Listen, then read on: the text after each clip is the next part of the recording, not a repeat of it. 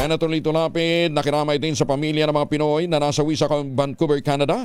Itala na balita mula kay Raymond Dadpa sa RH28. Raymond, good morning. Hinimok ni Senador Lito Lapid ang ating mga kababayan na ipagdasal ang mga nasawi at nasugatan sa pagsagasa ng isang Canadian driver sa Lapu-Lapu Festival na ipinagdiriwang ng ating mga kababayan sa Vancouver, Canada. Ayon kay Lapid, nakiisa ito sa Filipino community sa pagkondena sa nangyaring karumal-dumal na insidente.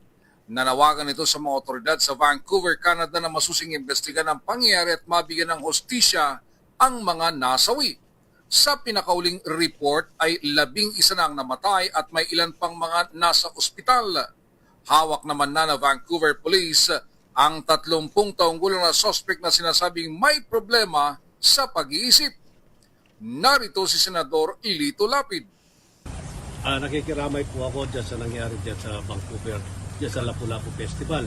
Alam niyo po, dami po nasabi sa mga kababayan natin dyan, 11. Sana po luping maulit ito.